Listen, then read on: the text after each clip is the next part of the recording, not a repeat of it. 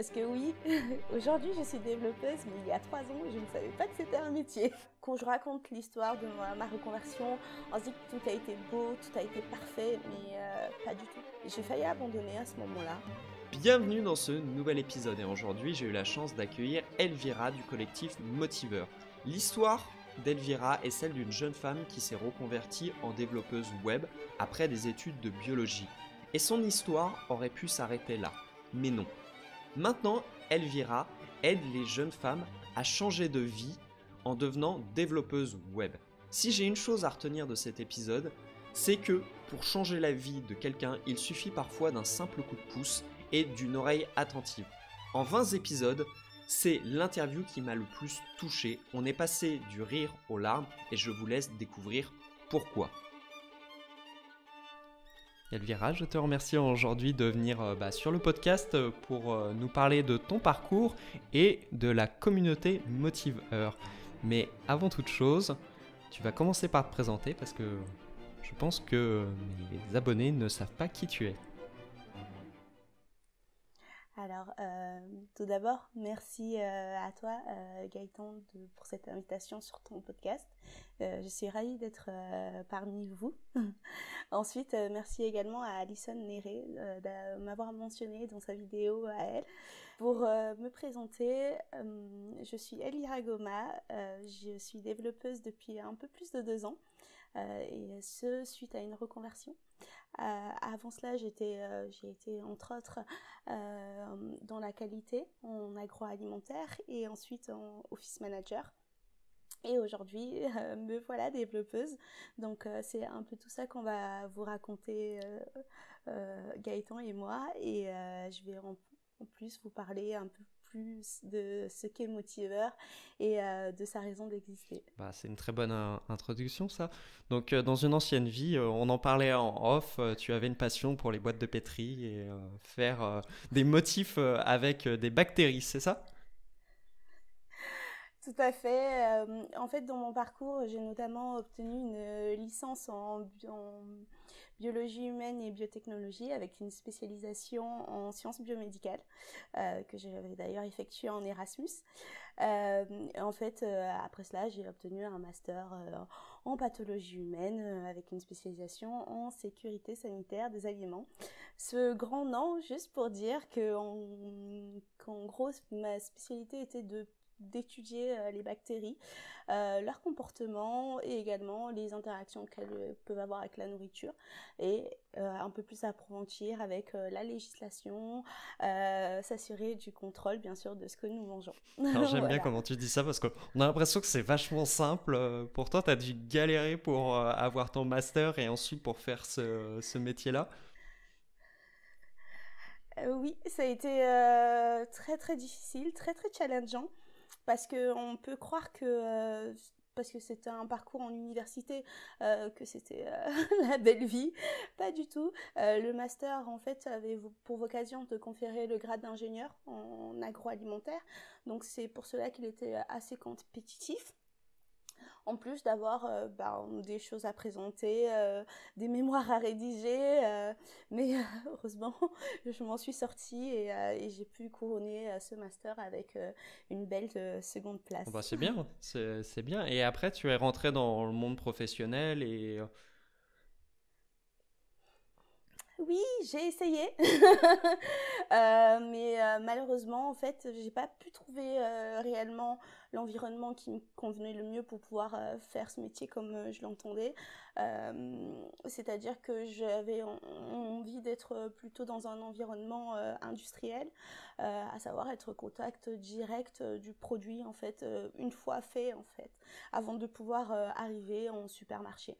Et je voulais être dans ce domaine-là et contrôler la qualité de ces aliments-là dans ces entreprises-là. Malheureusement, ce sont des entreprises qui sont soit très très éloignées des villes, donc n'étant pas titulaire du permis, c'est tout bête, hein, mais n'étant pas titulaire du permis, de facto, ma candidature, elle passait sur le côté, puisque il fallait forcément un permis pour pouvoir se rendre sur le site. Et entre autres, le fait de ne pas avoir fait une école d'ingénieur, bien que les programmes étaient similaires. Ce sont, je pense, 2 freins qui ne m'ont pas permis d'obtenir le poste que je souhaitais. Mais c'est pas grave, parce que dans la vie, on rebondit toujours. Donc, à la place, je suis devenue office manager. Alors, office manager, c'est quoi exactement comme métier? Alors, c'est un peu un métier multitask, on va dire, dans lequel, on veille au bien-être des employés et au bon déroulement en fait de la vie au bureau, en mettant en place des actions, en mettant en place des événements, en s'assurant que le onboarding et le follow-up des nouveaux arrivants se passe bien. Donc voilà, c'était entre autres mes missions. Après, j'en avais d'autres annexes, donc c'était ce qui me comment dire, c'était ce qui me plaisait le plus en fait, parce que je pouvais toucher à différents domaines. Et c'est là, entre autres, que j'ai découvert le métier de développeur. Parce que oui, aujourd'hui je suis développeuse, mais il y a 3 ans, je ne savais pas que c'était un métier. Alors, je pense qu'elle est très bonne, Oui, celle-là. tu sais que les informaticiens ont envoyé des fusées sur la Lune à un moment. Hein. Je l'ai découvert. Bon, bah, si tu l'as découvert. Mais bon, c'est vrai qu'il y a des gens qui pensent qu'on n'a pas envoyé de fusée dans l'espace, on n'a pas marché sur la Lune. Et pourtant, aujourd'hui, ça me paraît évident. Enfin, je me dis, mais bon, comment t'as pu penser à un moment qu'on a pu envoyer une fusée dans la Lune sans avoir de calculateur? C'est pas possible. Ah, Il faut bien quelqu'un pour programmer tout ça. C'est ça, dans les années 60-70, bon, t'étais développeur, à la limite, tu faisais un métier un peu obscur que personne ne comprend. Dans les années 2015-2020, avec l'hégémonie des GAFA, c'était un peu plus difficile. Je précise quand même qu'on était en 2010 à l'époque, hein, quand j'ai obtenu mon baccalauréat notamment. Oula. Donc, je pense que j'étais quand même un peu du côté où la technologie n'était pas encore aussi, comment dire, elle ne faisait pas autant un boom qu'aujourd'hui en fait. Parce qu'aujourd'hui, on baigne dans la technologie H24 et j'ai pas grandi avec ça, en fait. C'est peut-être ça, et ça sera ma prochaine question. Comment tu as fait pour ne pas être en contact, on va dire, avec le monde de l'informatique? Parce que même si on remonte, maintenant c'est ultra présent avec les Facebook, Google, ou même les smartphones, et même en 2010 ça commençait. Je pense que le premier iPhone c'est 2008, ce sera à vérifier, mais tu me disais qu'il y a 3 ans, bah, tu savais pas ce que c'était que ce métier. Pourquoi? C'est-à-dire... Non, je plaisante. Pourquoi Je pense que si on remonte un peu le temps et qu'on passe... au collège, ce métier aurait pu m'effleurer parce que, à vrai dire, pour la petite histoire, ma petite sœur codait des forums en RPG, en HTML, CSS et JavaScript. Et elle avait essayé de me montrer. Et je sais pas pourquoi, mais enfin, en plus, je lui avais répondu à un truc que je trouve aberrant aujourd'hui. Je lui avais répondu, non mais c'est un truc de mec ça. Donc, je pense que Enfin, je pense qu'il y a un truc qui se fait dans l'inconscient, qui se crée et qui cristallise ce métier comme étant c'est les personnes qui aiment trop bidouiller les ordinateurs. Et je pense qu'à lier à ça un manque de curiosité, très certainement, c'est sûr. Parce que je pense que les personnes qui ont pu commencer à coder à l'âge de 10 ans, c'est essentiellement aussi parce qu'elles ont été curieuses, parce qu'elles ont voulu démonter un ordinateur un jour et... boum, ça s'est fait. Malheureusement, ça n'a pas été mon cas. Après, j'étais assez portée sur tout ce qui était écriture et tout ce qui était littérature également. Donc, j'étais plus le nez dans les bouquins que le nez dans l'ordinateur. Et je pense que c'est ça qui a fait que, on s'est loupé. Tu as raté ton premier amour avec l'informatique. Aujourd'hui, je le regrette. Aujourd'hui, je le regrette parce que je suis tellement épanouie et j'aime énormément ce métier, mais à un point, je pensais pas que c'était possible en fait de pouvoir exercer un métier qu'on aime, à ce point surtout. Et en fait, oui, et parfois, c'est vrai qu'il y a des fois, j'ai des petits relents de colère où je me dis, mais pourquoi pourquoi tu l'as pas fait? Pourquoi t'as pas dit oui à ta sœur? Pourquoi? Et malheureusement, je me dis, bon, c'est pas grave parce que ce que j'ai pu vivre avant, mes anciennes vies professionnelles ont aussi fait que je suis la développeuse que je suis aujourd'hui. Et c'est ce que je dis essentiellement aux personnes qui sont reconverties, qui peuvent aussi ressentir cette même colère en se disant bah en fait on est passé à côté d'un pan de quelque chose et on aurait pu être bien depuis le début, enfin peut-être souffrir en master aussi, mais ça aurait pas été la même chose, je pense. Quand on est passionné par ce qu'on fait, les choses sont totalement différentes en fait. Euh, mais je me dis, je vais pas renier mon passé. Je suis une reconvertie. Je suis fière de l'être. Et ce que j'ai pu traverser avant, ben, font que j'ai les qualités qui aujourd'hui me permettent d'exercer ce métier, tout simplement. Bah, on va passer à Motiveur parce que je pense que tu as vraiment fait la présentation de ton parcours. Et donc, comment ça s'inscrit Motiveur? Déjà, qu'est-ce que c'est?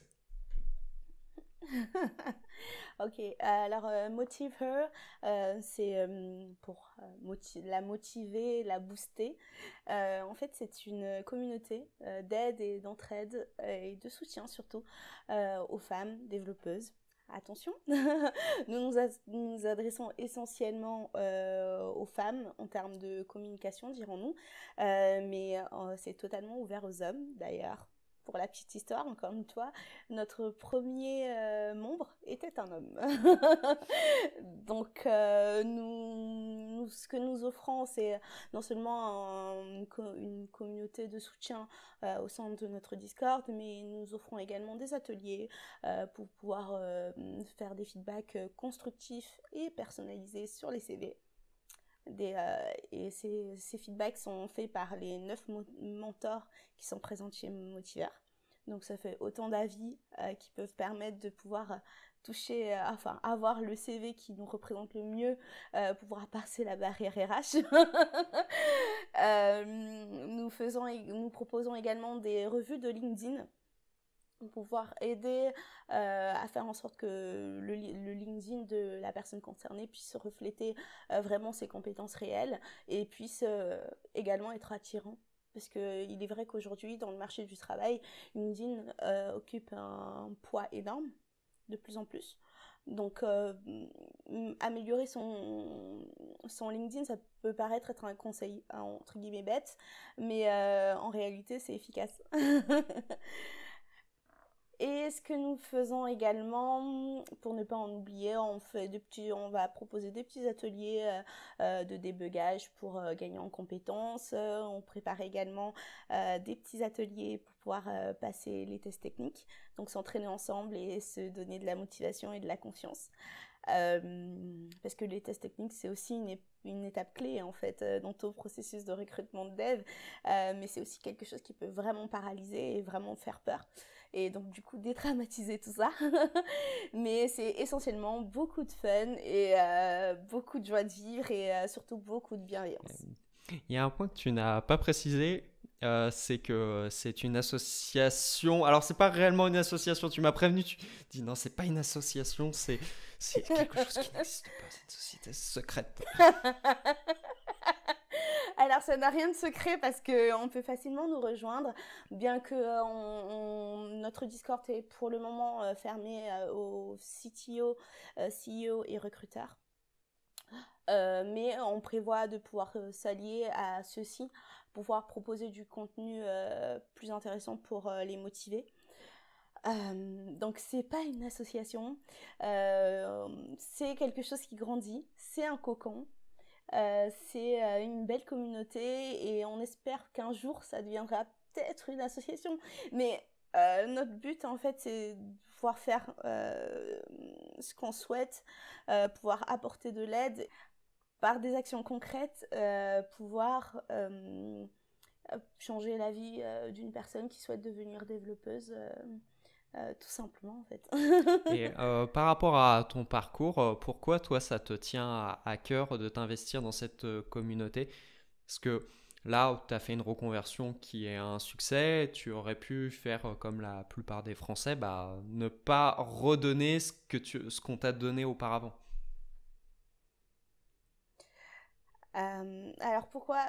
Ben, je pense que c'est en partie quelque chose qui est en moi en fait. J'ai toujours eu à cœur de pouvoir tendre la main à ceux qui le souhaitent. Après, j'avais vraiment, enfin, je veux dire, Motiveur, c'est vraiment créé sur un petit rien. Vraiment, enfin, je faisais déjà des motivation calls avant. C'est-à-dire qu'il y avait des personnes, des femmes ou des hommes qui me contactaient sur LinkedIn et quand je voyais qu'elles avaient besoin d'un petit coup de boost, ben, je leur proposais un petit call, histoire de se voir, de se parler, et, de juste écouter en fait et pouvoir donner des conseils pertinents à la personne. Et j'en ai parlé dans un post et des personnes m'ont demandé où est-ce qu'elles pouvaient faire la même chose. Du coup, je me suis dit, bah, on va faire, on va créer la structure qui va permettre à ces personnes qui souhaitent aider, comme à ces personnes qui veulent être aidées. Pour moi, on va dire que c'est essentiel en fait de pouvoir créer un lieu commun où les personnes qui souhaitent aider ou apporter quelque chose à d'autres développeurs puissent le faire tout en étant libre et à l'aise et les personnes qui souhaitent de l'aide pouvoir la chercher tout simplement. Après, oui, Et pardon. sur ton parcours, on en avait parlé un petit peu en off avant. Est-ce que toi, dans ton parcours, tu as eu à un moment ou un autre besoin d'aide ou pas? Ah oui, absolument, absolument. Franchement, quand je raconte l'histoire de ma reconversion, on se dit que tout a été beau, tout a été parfait, mais pas du tout. Très, très, très, très loin de ça. En réalité, après, j'ai failli mourir, en fait. Euh, enfin, lors de ma première expérience de développeuse. C'est-à-dire enfin, j'allais sortir en fait, enfin rentrer chez moi et il y a un monsieur armé d'un couteau qui a essayé de forcer la porte en fait et j'ai eu le bon réflexe de bien verrouiller la porte, de prévenir les collègues et d'attendre les policiers. Euh, donc ça c'était un moment qui m'a vraiment fait me remettre en question sur est-ce que vraiment je voulais être développeuse. J'ai failli abandonner à ce moment-là. Et, euh, et je sais pas pourquoi, mais j'ai commencé à repenser en fait à tout ce que j'avais vécu jusque-là, de la fois du moment où j'ai découvert que j'aimais le développement, au moment où j'étais là après 3 mois de ma première expérience. Et je me suis dit, mais pourquoi enfin, t'as fait tout ça? Pourquoi ce serait vain en fait? Et ce que je veux dire par là, c'est que une reconversion, c'est une traversée du désert. C'est vraiment une traversée du désert. Oui, la communauté de développeurs offre vraiment un soutien indéniable, c'est sûr. J'ai toujours pu rentrer en contact avec d'autres développeurs et avoir des conseils. Euh, mais c'est vrai que la majeure partie du temps, surtout quand on sort d'un bootcamp, on se sent seul, mais vraiment. Et je me suis dit, mais je suis pas la seule en fait. Je suis sûre que je suis pas la seule à me sentir seule. Je suis pas la seule à avoir des oasis et en fait c'était pas des oasis, c'était des cactus qui piquent. Je suis pas la seule à me dire est-ce que vraiment je suis faite pour ce métier. Malgré le fait que je m'épuisais à toujours tous les week-ends coder, à apprendre des théories, m'entraîner à faire des exercices d'algo. Malgré tout ça, je me disais, mais en fait, je suis pas faite pour ça parce que la preuve, t'as failli mourir. Et Et quel est le lien entre le fait que tu as eu une expérience, on va dire, malencontreuse et le fait que tu développes? bah, quand on y repense, il n'y a aucun lien, mais sur le coup, je me disais, mais c'est un coup du sort en fait. C'est que vraiment, je devais pas être développeuse et du coup, du fait d'être reconvertie, on a aussi ce petit syndrome de l'imposteur qui fait que dès qu'il arrive un mauvais coup, ben, on a tendance hyper facilement à rétro-pédaler et se dire, ben non, on a pris la mauvaise décision, c'est pas bon. On n'aurait pas dû faire ça, on n'aurait pas dû se reconvertir. Alors que au final, si j'avais écouté cette voix, je ne serais pas là en train de te parler. En fait. C'est également pour montrer à ceux qui nous écoutent que il peut arriver des choses difficiles, vraiment. Quand on décide de se reconvertir, la vie va décider de tester notre choix. Réellement. Et ces tests-là sont aussi l'occasion de pouvoir se rappeler son parcours, de pouvoir se rappeler ses victoires, son premier Hello World qui comptera toujours, qui restera toujours gravé dans ma mémoire, le mien, jusqu'à la première fonction qu'on a pu être capable de créer en JavaScript sans bug, jusqu'à la première maquette qu'on a pu intégrer, jusqu'au premier site qu'on a pu faire tout seul. Enfin, toutes ces victoires, en fait, c'est des occasions de se dire, oui, en fait, non, je peux le faire. C'est pas parce que je ne viens pas de cet univers que forcément, je ne suis pas légitime. Ça. Et pour revenir à Motiveur, toi, là, tu nous as raconté ton parcours, mais je pense que les femmes qui viennent à Motiveur ont aussi des blocages. Et là, quel est on va dire, le trait commun entre toutes ces femmes qui ont besoin d'un coup de boost, d'une motivation? Parce que je te pose la question parce que j'ai eu plusieurs femmes qui sont venues sur le podcast et tous m'ont dit une chose, que quelqu'un les avait poussées pour avancer, pour devenir développeuse, mais que spontanément, elle l'aurait pas fait.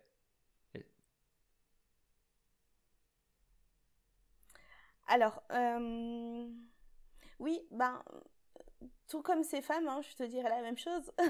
C'est quelqu'un qui m'a poussée parce que j'étais curieuse, je posais beaucoup de questions.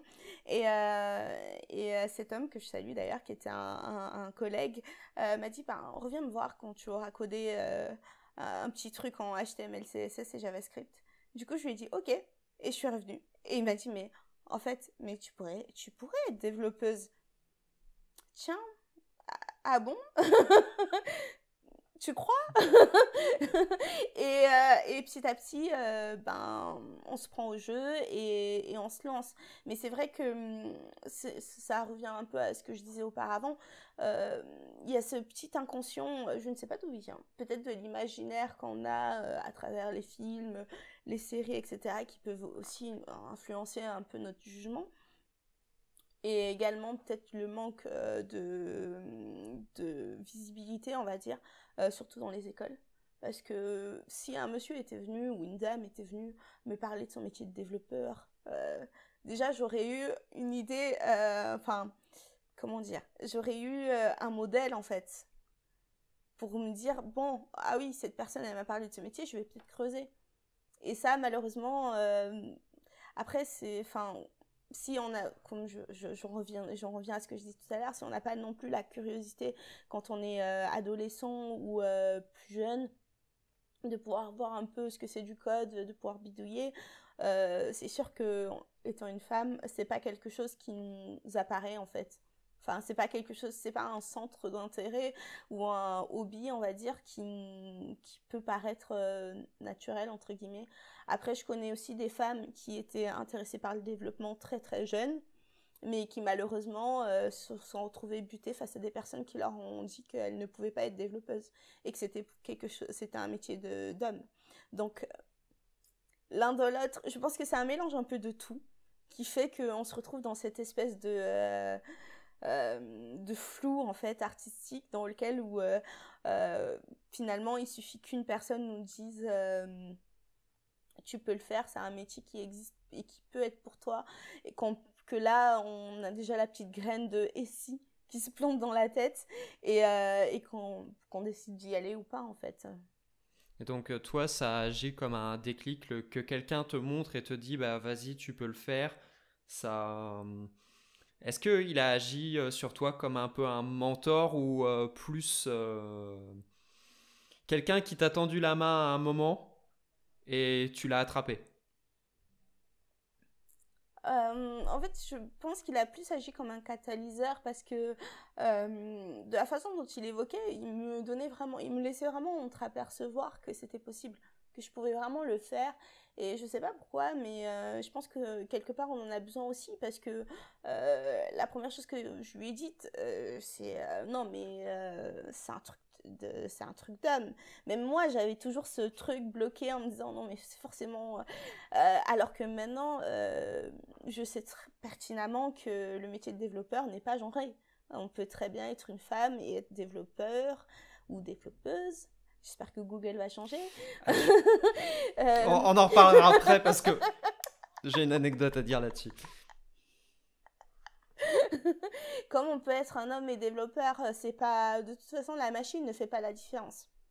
Donc pourquoi nous la faisons? Alors, c'est ça et moi c'est toujours ce qui j'ai jamais très bien compris pourquoi il n'y avait pas beaucoup de femmes parce que l'informatique, ok, y a pas besoin d'être fort, il faut juste réfléchir un petit peu et ça n'a pas Mais de je... lien avec le sexe, le genre.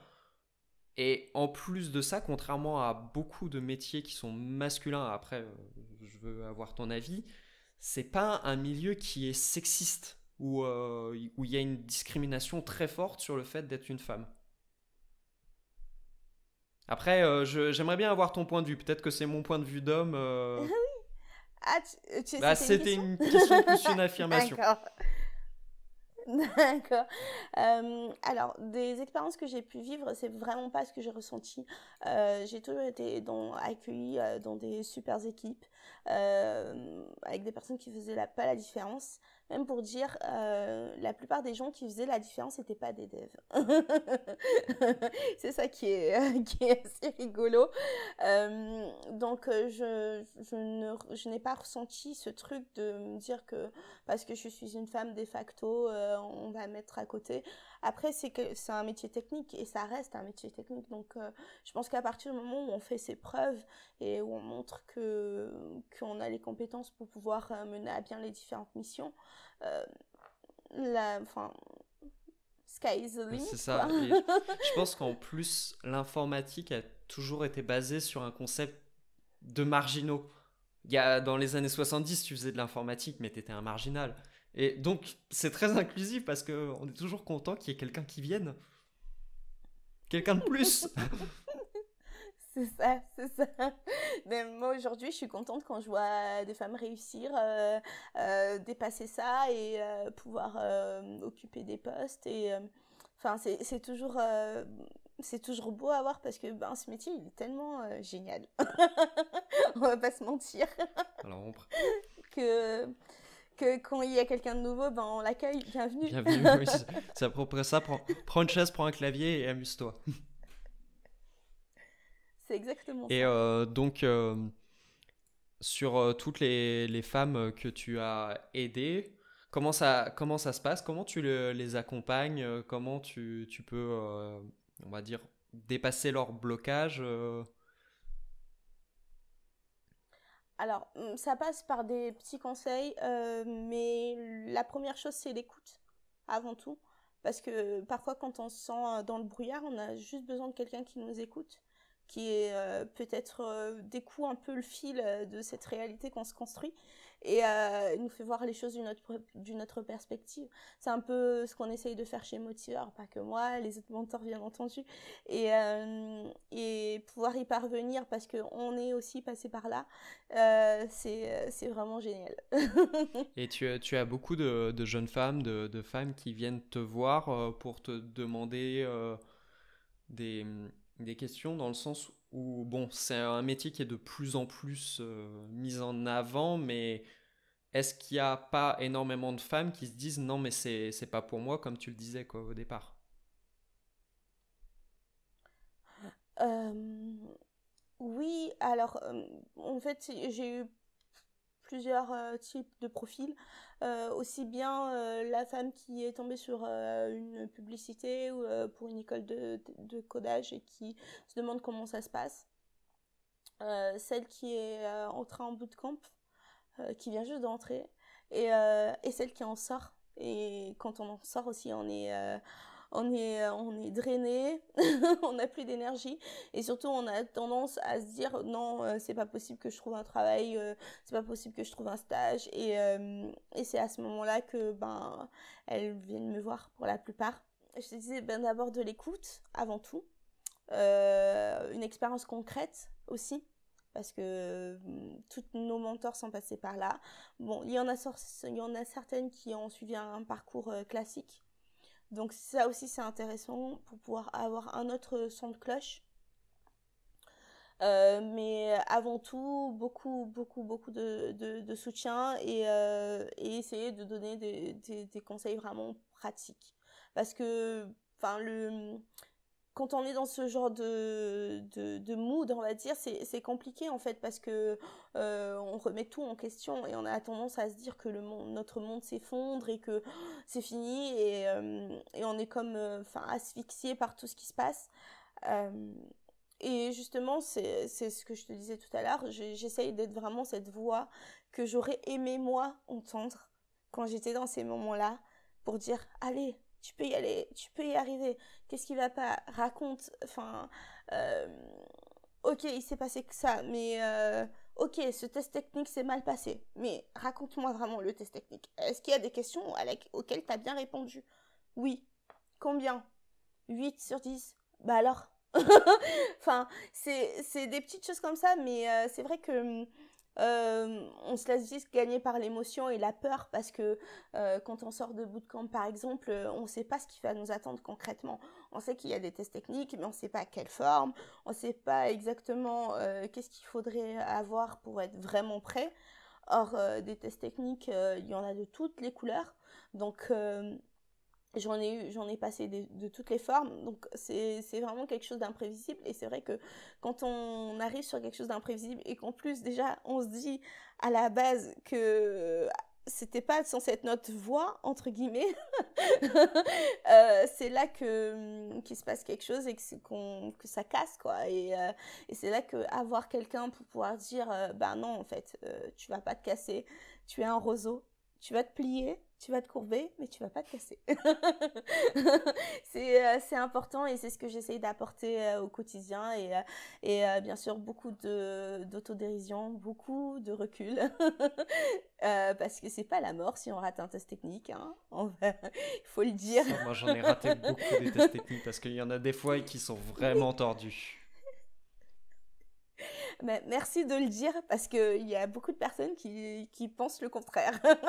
Qui pensent que dès qu'on rate un test technique, ça y est, notre vie s'effondre, on sera jamais développeur, on pourra jamais y arriver. Alors que non, c'est juste un test technique. C'est un pas. Oui, souvent en plus c'est très orienté, les tests techniques.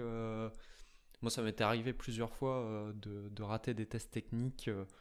Mais juste parce que on m'a posé des questions, mais sur un domaine qui avait rien à voir avec ce que je faisais, je fais, j'ai pas la solution, comment voulez-vous que je devine?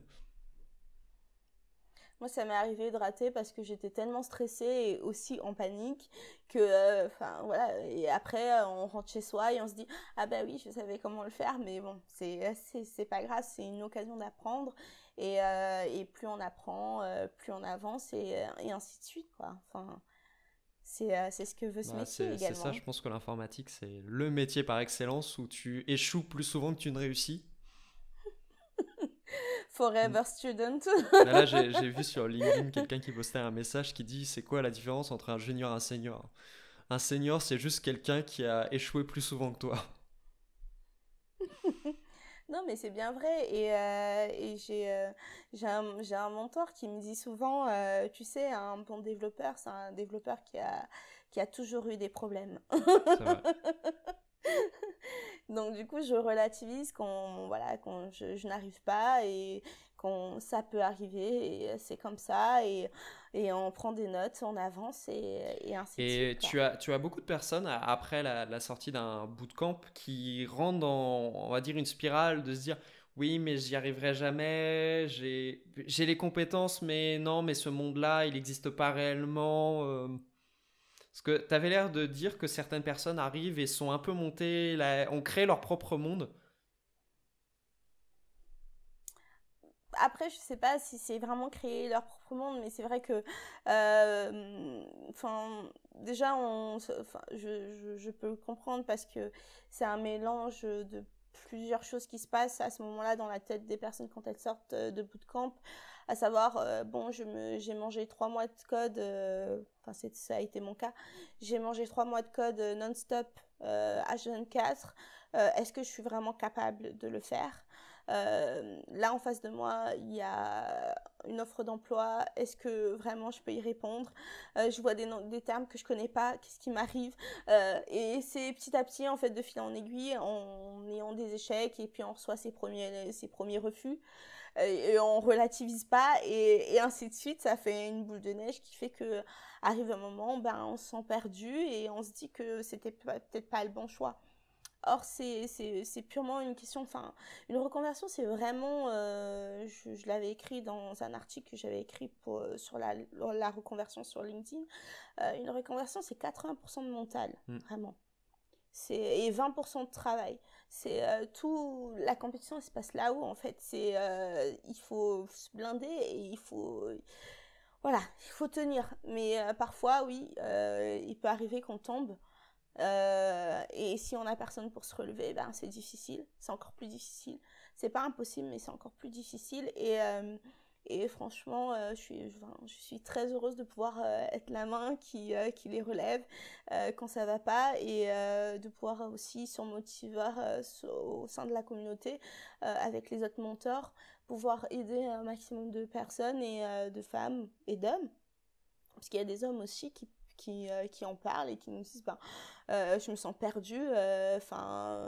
Au bout de camp, on m'a dit que je serais comme ça, comme ci, comme ça, et maintenant je me rends compte que la réalité est tout autre, je sais pas quoi faire. Et là également, ben, pouvoir apporter des solutions, pouvoir déjà écouter et ensuite voir ce qu'on peut faire et dans quelle mesure on peut apporter son aide. Après, c'est sûr que des fois, on n'a pas toutes les solutions et toutes les réponses, mais au moins on essaye, un jour à la fois. D'accord. Je pense que tu as fait bien, tu nous as bien expliqué ce que c'est que Motiveur et quelles sont tes motivations pour être dans de ce collectif. Je te propose qu'on passe aux questions de la fin. Donc, tu étais déjà Oui. stressé, donc là, ça va monter d'un cran parce que c'est des questions que je t'ai pas dit que j'allais te poser. Mais comme tu m'as dit que tu avais déjà vu des épisodes, je vais changer mes questions. Donc, Mince. ça y est. Tout le monde fait un sourire crispé quand je dis ça. Allez, ma première question sera la plus simple. C'est si tu pouvais revenir dans le passé et que voir une personne toi-même à 20 ans, tu te dirais quoi sur le parcours que tu vas avoir ou est-ce que tu changerais ton passé? Question Bah, difficile, surtout hein. que tu en as parlé des débuts, que si tu avais eu l'occasion de réécrire le passé, tu l'aurais peut-être fait. Maintenant, si vraiment c'était quelque chose de concret et que j'avais une machine à remonter le temps tout de suite, je ne changerais pas le passé. Alors, tu as parlé de tes études de biochimie. Moi, j'ai fait des études de physique. C'est pas possible. Physiquement, c'est pas possible de remonter dans le temps. Je le sais bien, mais non, je ne changerai pas les choses. Parce que je pense que tout ce parcours est une leçon. Et à chaque étape, il y a eu des accomplissements, des choses à améliorer. Et c'est ça qui a permis que ben, aujourd'hui, je suis pas frileuse devant un ordinateur. Je n'ai pas peur d'un terminal de commande. Mais non, non, non, je changerai vraiment absolument rien. Parce que le passé existe pour une bonne raison, en fait. Si chaque fois qu'on le pouvait, on effaçait les choses et on les faisait directement différemment, quelle leçon on en tirerait? C'est vrai. Si on échouait jamais, on pourrait jamais s'apercevoir que réussir, c'est bien. Oui, et on pourrait pas savourer ses C'est victoires. vrai. Et surtout, Motiveur n'existerait pas. C'est vrai. Et alors, ça pourrait être une question, je vais la rajouter. Si Motiveur était dissous parce que les femmes maintenant se lancent dans l'informatique, est-ce que tu penses que ça serait possible ou pas? Ou il y aurait toujours besoin de Motiveur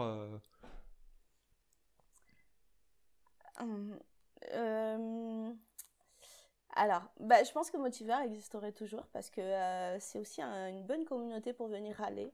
Surtout quand on a passé 4 jours sur un bug qui nous a bien... non, je pense que dans le quotidien, cette communauté, elle est aussi bien pouvoir partager un peu sa vie de développeur. Pouvoir se dire, tiens, je suis sur tel projet personnel, est-ce que vous avez des tips ou même juste pouvoir célébrer, quoi, tout simplement. On a tout un channel dédié à ça qui s'appelle Yes I Can et dessus, les motiveurs viennent partager leurs petites tranches de vie, leurs réussites, que ce soit en lançant sa chaîne YouTube, comme a pu le faire une de nos mentors, Abeba Ngwe, ou alors tout simplement célébrer un nouveau post comme l'a fait Alison Nere récemment. Donc je pense que l'essence même de Motiveur, c'est avant tout de la bienveillance et du partage et du fun. Et je pense que ça existerait toujours. Ça existerait toujours, mais sous une autre forme. Exactement. D'accord. Et là, on va passer à une question que j'ai déjà posée plusieurs fois. Si tu avais une ressource à conseiller à toutes les personnes qui sont encore là, tu nous conseillerais quoi? Que ce soit un livre, un podcast, mais une seule. Alors, une ressource à quel sujet? Au point de vue de ce que tu veux. Allez, soyons fous. Une seule en lien avec le développement, bien entendu. Allez, je te laisse libre. Si tu me dis que c'est critique de la raison pure de Kant, je prends. On va rester dans le domaine du dev quand même. Non, on va faire généraliste. Je conseillerais vraiment de se relire Candide de Voltaire. Surtout pour cette dernière phrase qui est absolument génialissime. Il faut savoir cultiver son jardin. C'est très important. Voilà. Je m'attendais à tout, mais sauf à ça. Bien que j'avais les 3 mousquetaires. Mais c'est... J'essaie de trouver une citation que j'aime bien et que je me rappelle souvent et qui est liée à un livre. Donc, de facto, Candide de Voltaire. Voilà. On devient une émission culturelle ici. Littérature, bonjour. Non, mais je conseille de lire du Rousseau. Mais je préfère sa biographie parce que c'est plus de la mégalomanie à l'état brut. Ça doit être aussi plus digeste. Ouais, c'est très drôle. Il y a certains passages qui sont très drôles à lire. Ouais, Candide, il y a des passages qui sont assez durs de ce que je me souviens. Surtout quand il croise certains personnages et qu'il a des discussions avec eux. C'est assez sarcastique et il faut pas prendre... Non, mais c'est différent. Il faut pas prendre au premier degré ce qu'il y a écrit. Oui, mais après, c'est vrai que je l'ai découvert adolescente. Et l'ayant relu adulte, il y a d'autres petites nuances qu'on découvre et c'est assez sympa. Ouais. Je pense que ce genre de livre, tu le savoures plus quand tu es adulte parce qu'il y a des trucs que tu comprends beaucoup mieux. Il y a des trucs que quand j'étais adolescent, je ne pouvais pas lire et maintenant je les ai relus et je me suis aperçu que c'était bien plus profond que ce que je pouvais comprendre à cet âge-là. Totalement, totalement. Relisez vos classiques. Mais quand j'ai toujours du mal. Non, j'arriverai jamais. Quand les phrases, c'est super dur. Donc, ma dernière question, si on veut te retrouver, comment on fait? Alors, si on veut me retrouver, on peut me retrouver sur LinkedIn sous le nom de Elvira Goma, tout simplement. On peut également me retrouver sur le Discord de Motiveur. Et c'est tout. Mais si vous êtes CEO, vous pouvez pas venir. Pour l'instant.